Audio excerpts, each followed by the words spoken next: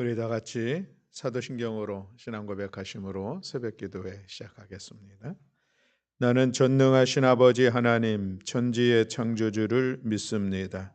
나는 그의 유일하신 아들 우리 주 예수 그리스도를 믿습니다. 그는 성령으로 잉태되어 동정녀 마리아에게서 나시고 본디오 빌라도에게 고난을 받아 십자가에 못 박혀 죽으시고 장사된 지 사흘 만에 죽은 자 가운데서 다시 살아나시며 하늘에 오르시어 전능하신 아버지 하나님 우편에 앉아 계시다가 거기로부터 살아있는 자와 죽은 자를 심판하러 오십니다. 나는 성령을 믿으며 거룩한 공교회와 성도의 교제와 죄를 용서받는 것과 몸의 부활과 영생을 믿습니다. 아멘. 우리 찬송가 449장 찬송하시겠습니다. 찬송가 449장.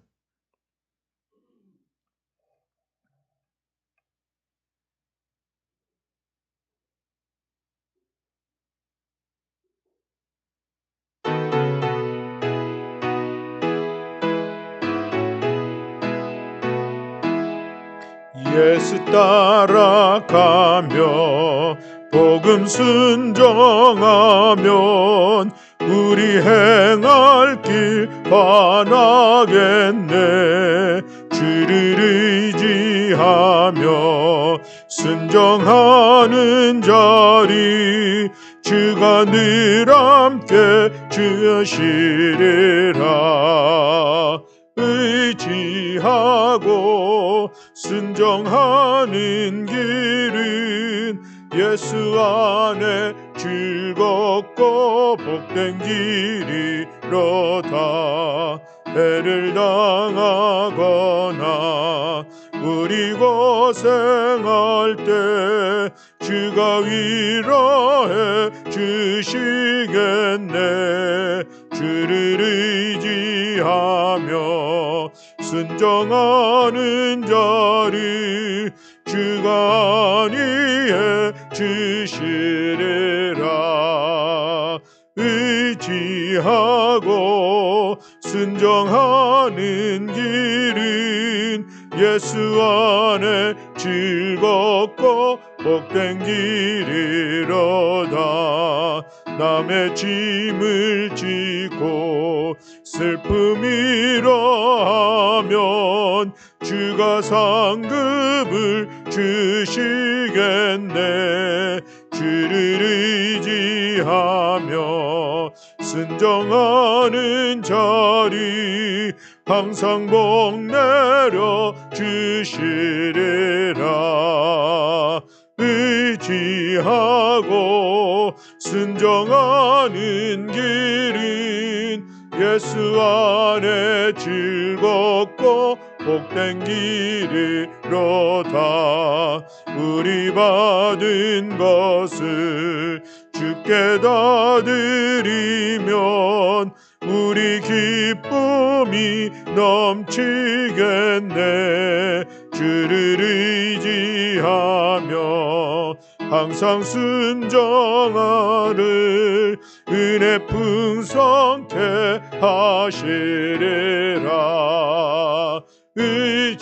의지하고 순종하는 길은 예수 안에 즐겁고 복된 길이로다. 주를 힘입어서 말씀 잘 배우고 주를 모시고 살아가세. 주를 의지하며 항상 순종하면 주가 사랑해 주시리라. 의지하고 순종하는 길은 예수 안에 즐겁고 복된 길이로다. 아멘. 우리 오늘 성경 봉독은 여호수아서 19장 49절부터 51절의 말씀을 봉독하시겠습니다. 여호수아서 19장 49절부터 51절의 말씀. 구약성경 349쪽에 있습니다.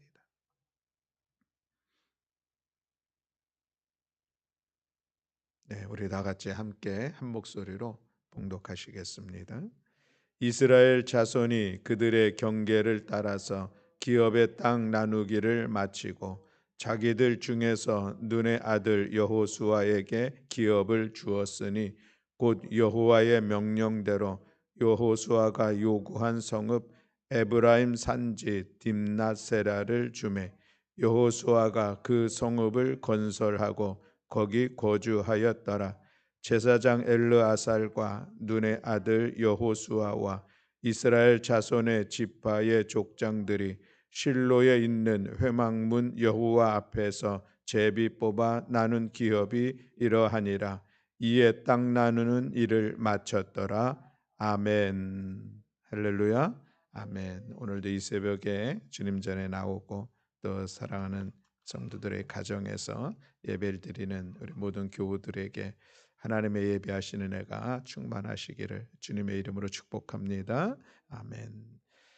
자, 오늘 여호수아 19장의 말씀을 같이 나누려고 하는데 1절부터 48절 말씀은 왜 생략을 했을까 하는 건데 거기에는 이제 각 지파별로 땅을 분배한 지역의 이름들이 거명이 되고 있습니다. 그리고 49절에서부터 이제 마지막 여호수아에게 땅을 분배하고 땅을 분배하는 일을 마쳤다라고 말씀을 하고 있는데, 그래서 오늘은 우리가 이 새벽에 잠시 이 이스라엘 백성들이 가나안에서 땅을 분배한 위치가 어디쯤 있는가 하는 것을 우리가 그냥 상식적으로 알아두는 것도 중요하고 또 필요하고, 또 오늘 우리가 여호수아서 19장에 있는 이 말씀을 읽는 것보다 그림으로 한번 보는 게 좋겠다 싶어가지고 하나 준비를 했습니다.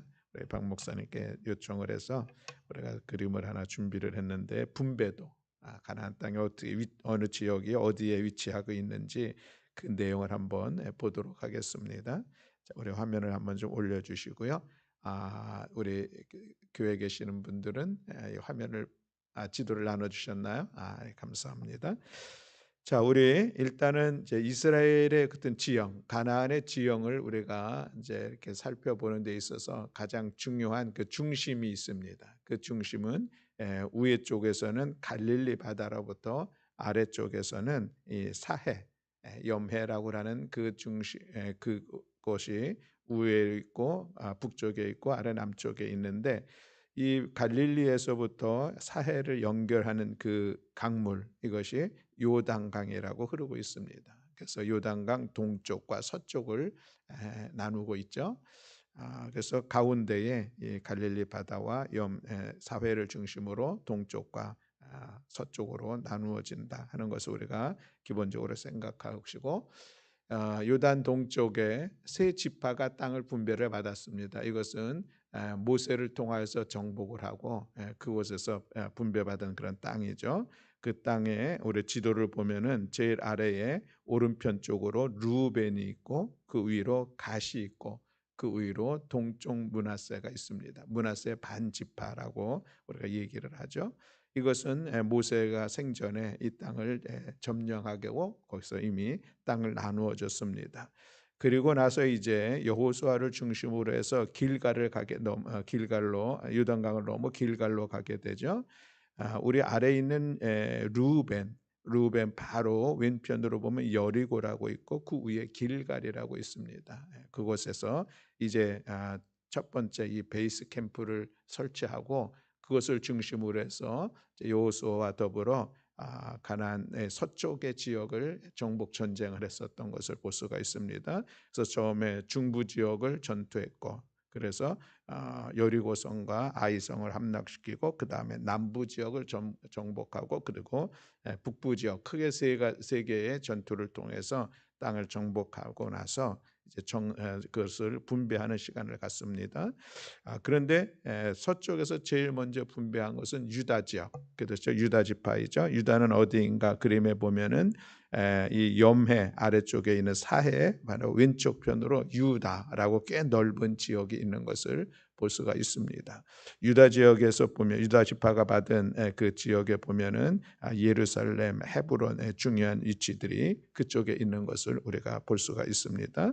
자, 그 다음에 유다가 받고 나서 이제 요셉의 두 지파가 또 땅을 분배를 받게 됐는데 그것은 에브라임이 이제 유다 지파 바로 위에 보면은 에브라임이라는 그런 지역이 있죠. 이름이 있죠. 그 지역인데 에브라임에서는 중요한 지역으로서는 실로가 그 옆에 있는 것을 볼 수가 있습니다. 실로가 왜 중요하죠? 길갈에서 이 실로로 이제 그 베이스 캠프를 옮겼던 그런 지역이죠. 하나님의 성막을 새롭게 지었던 그것이 실로. 이 실로에서 이제 땅 분배하기를 마쳤다라고 오늘 마지막 말씀에 하고 있는 것을 볼 수가 있습니다. 그리고 에브라임과 더불어 요셉의 자손이 이 므낫세가 동쪽에서 땅을 반쪽 분배를 받았고 이제 서쪽에서 반쪽 또 분배를 받게 되는데 그것이 바로 에브라임 바로 위에 있는 그런 지역이죠. 이 서쪽에 있는 므낫세 지파의 중요한 지역을 보면은 사마리아라고 하는 것이 그래도 우리가 눈에 익은 그런 지역이죠. 그리고 에발산과 그리심산이 그 중간에 있는 것을 우리가 볼 수가 있습니다. 자, 그리고 나서 오늘 이제 19장 말씀에서 땅을 분배받는 그런 각 지파의 이름들이 기록되고 있는 것을 볼 수가 있는데 여기에 보면은 둘째로 하고 이제 19장 1절에 시작을 하고 있는데 시므온이 어디 있는가? 우리 보면은 제일 아래쪽에 있습니다. 제일 아래쪽에 있는데 유다 지역 안에 있는 시므온의 모습을 볼 수가 있습니다. 왜 그랬을까? 우리 19장 9절 말씀에 보면 이렇게 말씀을 하고 있습니다. 제가 9절 말씀을 봉독할게요. 시므온 자손의 이 기업은 유다 자손의 기업 중에서 취하였으니 이는 유다 자손의 분깃이 자기들에게 너무 많으므로 시므온 자손이 자기의 기업을 그들의 기업 중에서 받음이었더라. 아멘. 이렇게 기록되어 있습니다. 유다 자손이 먼저 땅을 받았는데 그 위치가 중요한 지역도 있었고 또 나름대로 넓이가 넓었다라고 하는 것입니다. 그렇게 넓고 나서 이미 이제 받고 났는데 그런데 이 나머지 7지파가 이제 그림을 그리러 나갔었잖아요. 땅을 돌아다니면서 그림을 그리게 됐는데 아무래도 이 좀 부족한 그런 지역의 모습이 있다 보니까 유다 지파 중에서 땅이 좀 여유 있는 곳을 한 지파가 차지했으면 좋겠다. 그런 그림을 그리고 온 거고 그래서 제비를 뽑았는데 시므온 지파가 그 중에 거하게 되었다라고 하는 그런 말씀의 내용입니다. 유다 지파도 우리 땅의 넓은 것 그것에 한 지파가 있으면 좋겠다고 하는 그 의견에 대해서 받아들이는 모습도 귀하고 또 시므온도 거기 제비 뽑아서 됐는데 그 지역에서 유다 지역의 한 중간에 있는 그런 모습이 보기에도 사실은 이렇게 좋은 것과 같지는 않지만 그럼에도 그렇게 제비를 뽑은 대로 하나님의 뜻대로 자기들 위치를 잡아 있는 그런 모습을 볼 수가 있습니다. 자, 그리고 세 번째로는 스불론 자손이라고 되어 있는데 스불론은 갈릴리 바로 왼쪽 편에 보면은 저 위에 쪽에 갈릴리 바다가 있죠. 왼쪽에 보면 스불론이라는 그런 이름이 있습니다. 스불론 지파죠. 그곳에 이제 땅을 분배받게 되었고 네 번째로는 이사갈은 스불론 바로 아래쪽에 이사갈이 있죠.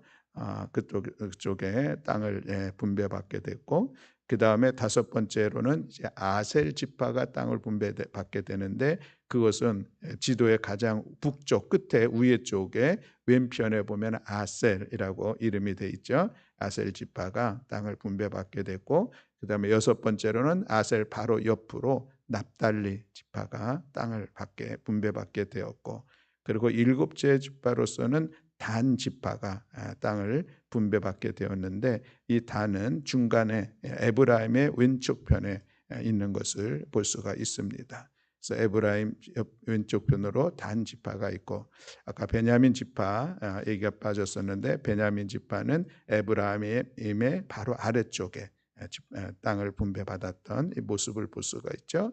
그래서 이렇게 해서 이제 12지파가 자기의 위치를 다 정해서 이제 그것을 받게 되었다라고 차지하게 되었다라고 하는 그런 말씀으로 마무리하고 있는 것을 보게 되는데 그렇습니다. 그래서 우리가 이 지도를 꼭 외워야 될까? 외우기보다는 그냥 이 지도가 이렇게 땅을 이렇게 분배를 받았구나.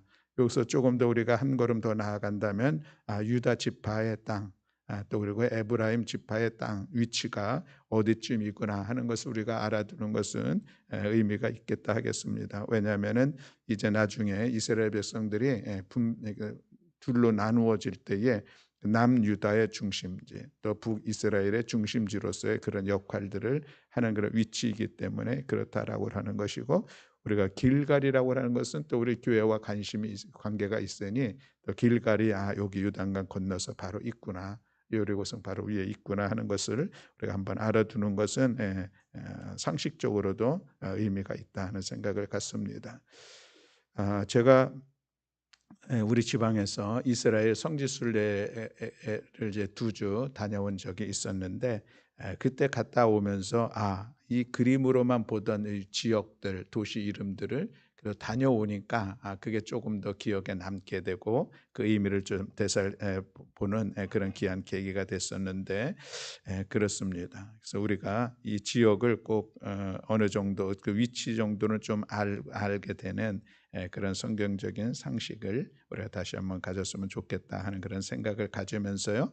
그래서 이제 19장까지의 48절까지의 말씀을 우리가 같이 나누었는데, 오늘은 같이 좀 말씀을 통해서 좀 우리가 같이 은혜 받고자 하는 것은 49절 이하에 있는 그런 말씀의 내용입니다. 이 말씀에서 이제 여호수아가 땅을 받는 그런 말씀의 내용으로 마무리하고 있는 것을 보게 되는데, 그래서 참 여호수아 참 귀한 지도자이구나 하는 것을 다시 한번 생각하게 되는 귀한 말씀입니다. 프랑스어 중에 보면은 노블레스 오블리제라고 하는 단어가 있습니다. 우리가 잘 알고 있고 또 사회적으로도 종종 사용하고 있는 그런 단어이죠. 노블레스 오블리제. 이것은 신분이 높은 사람일수록 도덕적인 책임과 의무도 높다라고 하는 그 단어적 의미를 가지고 있습니다. 그래서 신분이 높은 귀족들 그런 사람일수록 평민들보다 어떤 사명과 의무가 더 크다라고 하는 것을 이제 포함하고 있는 그런 단어인데, 로마 시대 때도 보면은 그 귀족들은 국가를 위해서 그들의 세금도 더 많이 내고 그들의 또 의무로서 주어진 일들을 더 힘써 감당했다라고 하는 그런 내용도 전해지고 있는 것을 볼 수가 있습니다. 그래서 이 노블레스 오블리제, 이것이 어떤 한 리더십의 한 귀한 모습이다 이야기할 수도 있겠습니다.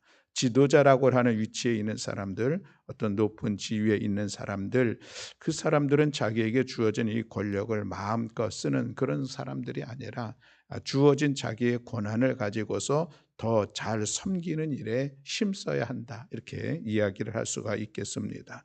그래서 지도자일수록 그들에게 주어진 책임과 의무와 책임이 더 강하게 느끼며 힘써 그 일들을 이루어 가야 한다라고 하는 그런 말씀의 내용인 것이죠. 그래서 예수님께서는 섬김의 종에 대한 그런 말씀을 하셨던 것을 볼 수가 있습니다. 예수님 자체도 이 땅에 오신 것은 어떤 섬김을 받기 위함이 아니라 오히려 섬기려 왔다 하시는 그런 말씀을 하셨던 것을 오늘 우리가 기억한다면은 우리 그리스도인들이 본받아야 될 오늘 이 여호수아의 모습들을 충분히 살펴볼 수가 있겠습니다. 여호수아는 이스라엘 백성 중에서 가장 위치적으로 보면은 높은 위치에 있다, 이거 부인할 수는 없는 일들이죠. 어떤 나라를 이끌어갔던 어떤 영웅적 모습이 여호수아에게 있습니다. 서열을 따진다고 하면 1순위 그런 어떤 특권 계층의 사람이다 이야기할 수가 있겠습니다. 그러나 그럼에도 불구하고 이 여호수아는 전혀 자기의 권력이나 야욕에 한눈을 팔지 않았던 그 모습을 볼 수가 있는 것이죠. 그는 초지일관, 자신에게 주어진 사명을 감당하면서 그 일들을 성실하게 이루어 왔었던 것을 볼 수가 있습니다. 한마디로 이 여호수아는 자신의 지위나 직위에 연연하지 아니하고 오직 자기에게 주어진 책무에 충실했던 그 여호수아의 모습을 볼 수가 있습니다. 그래서 여호수아야말로 이 노블레스 오블리제라고 하는 그런 역할들을 능히 감당하며 또 그런 신앙의 모습을 오늘 우리 가운데 보여주고 있는 사람이다라고 하는 것을 오늘 같이 말씀을 나누고 싶습니다. 여호수아가 가나안 땅을 분배하는 과정에서 보여주는 참으로 훌륭한 그의 모습인 것이죠. 자기의 동역자 갈렙이 있었습니다. 가데스 바네아에서 여호수아와 갈렙이 함께 정탐을 다녀와서 그들의 그 사건을 통하여서 두 사람만 이제 가나안에 들어올 수가 있게 되었고 나머지 모든 1세대들은 다 광야 38년의 시간을 통해서 광야에서 죽게 되었는데 참 갈렙하고는 특별한 그런 모습들이죠. 갈렙이 이 산지를 내게 주소서라고 하는 그런 도전적인 말씀을 오늘 우리가 같이 며칠 전에 같이 말씀을 나눈 적도 있습니다. 그런데 이 여호수아는 끝까지 마지막까지 하나님께서 자기에게 허락한 그 권리를 요구하지 않는 이 모습을 우리가 볼 수가 있는 것이죠. 모든 땅의 분배를 다 마치고 나서 그리고 마지막으로 자기의 몫을 할당받는 그런 말씀이 오늘 49장과 50절에 있는 그런 말씀의 내용입니다. 그리고 그것조차도 좋은 땅인가 준비되어져 있는 땅인가 그렇지 않다라고 하는 것이죠. 딥낫세라라는 땅을 이제 요구하게 됐는데 그것은 에브라임 산지 산악지형이고 그 아래 보면은 그 성읍을 건설했다라고 말씀하고 있는 거 보면은 아주 잘 준비되어 있기 때문에 그것을 요구한 것도 아니고 좋은 평지이기 때문에 요구한 것도 아니고 그저 누구도 가기 부담스럽고 어렵고 소유하기를 기피 할 만한 그런 산지 딥낫세레를 달라고 하고 그곳에서 그 성읍을 살만한 곳으로 잘 건설하는 하는 그런 모습들을 볼 수가 있습니다. 그리고 거기에 거주했고 그리고 거기에서 결국 110세에 죽어 장사를 지내는 그런 모습으로 셈나세라와 여호수아의 관계가 세워지는 것을 볼 수가 있습니다. 여호수아야말로 참으로 민족을 이끌어간 그런 지도자로서 분명합니다. 약 300만 명 되어지는 그런 백성들에서 가장 연장자인 것도 분명하죠.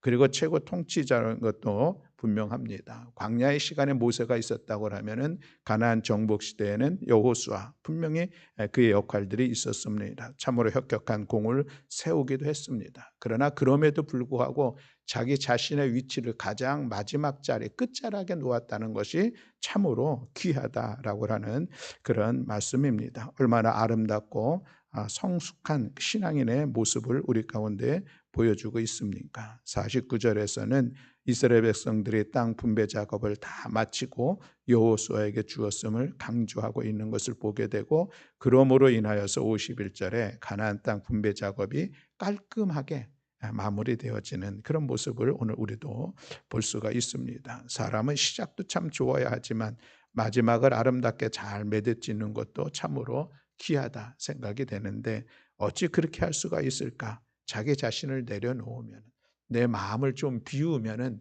그런 역할들을 충분히 할 수 있겠다 하는 그런 생각입니다. 그럴 때 진정한 기쁨을 누릴 수가 있고 그 안에 참된 평안을 가질 수 있을 것이다 하는 그런 말씀입니다. 요즘 카리스마 리더십에 대한 여러 가지 이야기들이 있는 것을 볼 수가 있죠. 이 카리스마 리더십에 네 가지 덕목이 있다. 뭐 이런 이야기도 있습니다. 첫 번째로는 자기의 이득을 구하는 것보다 먼저 공동체의 이득을 구하는 것 이것이 카리스마 리더십이다라고 하는 것이고 둘째는 이 권위적인 행동을 버리고 민주적인 행동을 취하는 것 또 셋째는 사람들을 지배하려 하지 말고 사람들을 잘 받들고 섬기는 것 마지막 네 번째로는 교만하지 않고 자신이 높아지지 않고 겸손함으로 낮아져 실천하는 것 이것을 카리스마 리더십의 모습이라 이야기를 하고 이 이야기를 가만히 들어보면 저것이 예수님의 삶의 모습이 그랬지 하는 것을 우리가 볼 수가 있습니다. 예수님 이 땅에 오신 그 목적도 분명하셨습니다. 자기의 목숨을 인류의 구원을 위한 대성물로 주려 오셨다, 섬기러 오셨다 이렇게 말씀하고 있습니다. 또 예수님께서 가르치시는 것도 보면은 누구든지 큰 자가 되고 싶느냐 그러면 먼저 섬기는 자가 되어야 한다라고 말씀하시고, 으뜸이 되고자 하는 사람이 있느냐 그렇다고라는 먼저 낮아지고 섬기는 종이 되어야 한다라고 역설하셨던 그 주님의 가르침도 볼 수가 있습니다. 세상은 지배의 철학을 가르치지만 기독교는 섬김의 원리를 가르치고 있다라고 하는 그런 말씀인 것이죠. 그렇습니다. 사랑하는 성도 여러분, 오늘 이 여호수아의 이 노블레스 오블리제의 정신, 그런 신앙의 모습, 이것이야말로 참으로 예수님께서 가르쳐 주신 그런 말씀의 모습이라 할 수가 있고, 또한 예수님 그 삶 자체의 모습이라 할 수가 있겠습니다. 우리가 이것을 사회에서는 사회의 어떤 지도층 인사들, 뭔가 기득권 인사들에게 요구되어지는 하나의 정신이라 이야기할 수가 있겠습니다.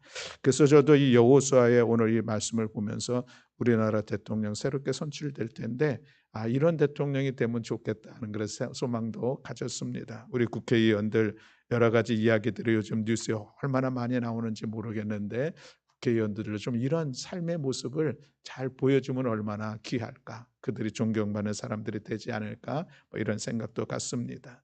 또 우리 요즘 많은 기업인들 어려움 중에 있지만 그 어려움 중에서도 또 큰 그룹들은 또 나름대로 자기의 역량들을 충분히 가지고 있는데, 그런 회사들이 정말 이 사회를 위해서 그들이 나누는 시간들, 잘 섬기는 시간들을 갖는 것이 좋은 기업인의 모습이 아니겠는가 하는 그런 생각도 해보았습니다. 기업이라고 하는 것은 근본적인 목적은 이익을 창출하기 위해서 세워진 것이 기업입니다. 그래서 그들은 경제 활동을 치열하게 하는 것은 맞습니다. 그런데 그것의 이득이 얻어졌다고 하면은 그것을 어떻게 해야 되느냐가 오늘 이 노블레스 오블리제의 한 그 정신을 구현해야 된다는 그런 요구인 것이죠. 기업을 통해서 얻은 이익이 있다면 그것을 정당하게 그 같이 기업의 생산을 이득을 이루어낸 사람들과 분배하는 것 중요한 일들입니다. 그렇게 분배하고도 많은 남음이 있죠. 그것을 또 사회적인 책임을 가지고 그렇게 또 섬길 수 있다고 하면은 그 기업의 모습이 참으로 귀하다, 인정받는 그런 모습을 우리가 볼 수가 있는 것이죠. 그렇습니다. 그래서 사회 안에서 이 노블레스 오블리제가 강조가 되고 또 그것을 잘 실천하는 것은 성숙한 사회, 또 이 사회를 하나됨을 이루어가는 일들 가운데 참으로 중요하다 하는 그런 생각을 우리가 갖습니다. 그런데 오늘 이 본문을 통하여서 우리가 그리스도인으로서, 예수 그리스도를 따르는 주님의 제자로서 우리가 이 세상 가운데 빛과 소금의 사명을 감당하는 삶의 모습은 무엇인가 그러신 건데, 그것은 바로 오늘 여호수아와 같이 자기 자신의 권리보다는 의무와 책무를 먼저 감당할 수 있는, 그리고 자기를 주장하기보다는 섬김의 자리에 설 수 있는 이런 모습이 우리가 이 시대 속에서 빛과 소금의 사명을 감당하는 그런 모습이 아니겠는가 하는 그런 말씀을 여러분과 함께 나누고 싶습니다. 사랑하는 성도 여러분, 오늘 이 시대의 모든 사람들은 위에 서기를 원하고 지배자의 위치에 있기를 원하고 그것을 통해서 더욱더 자기의 삶의 자리를 공고히 세워가기를 원하고 더욱더 많은 것을 소유하며 그 소유함들을 스스로 홀로 누리기를 원하는 그런 시대 속에서 살아가고 있는 것이 분명합니다. 그러나 그러기에 우리 그리스도인들도 그런 시대의 풍요에 따라서 함께 휩쓸려 나아가야 할 것인가? 그렇지 않다는 것이죠. 오늘 우리는 주님을 따라가는 하나님의 사람들입니다. 그래서 우리가 주님의 가르침, 우리가 더욱더 섬기길 기뻐하고 누군가에게 사랑을 베풀기를 기뻐하고 나누기를 기뻐하는 것, 어려운 심령들을, 어려운 사람들을 찾아가고 그들을 위로하고 격려하는 일들을 잘 감당하는 것, 이것이 오늘 이 시대의 속에서 우리가 빛과 소금의 사명을 감당하는 것이요 주님을 따르는 제자의 거룩한 삶을 살아가는 것임을 기억하면서 오늘 여호수아의 리더십을, 여호수아가 보여주고 있는 그 귀한 모습들을 우리가 본받아 오늘도 우리가 비록 우리들의 신분이 노블레스 오블리제를 요구받는 그런 사회적 신분이 아니다 할지라도 우리가 거룩한 하나님의 백성이기에 이렇게 아름답게 섬기며 나의 것을 좀 내려놓고 살아가는 성숙한 또 넉넉한 삶의 우리 성도들이 되어지기를 주님의 이름으로 간절히 축원합니다. 아멘. 기도하겠습니다. 사랑과 은혜가 많으신 하나님 아버지 감사합니다. 이스라엘 백성 가나안 땅에서 이제 모든 땅의 지파별로 분배하는 것을 마치고 그리고 나서 이제 비로소 여호수아 자기가 요구하는 그 땅을 분배받아서 그것을 정착하며 그것을 삶의 자리를 세워갔던 그 모습을 오늘 이 새벽에 같이 나누었습니다.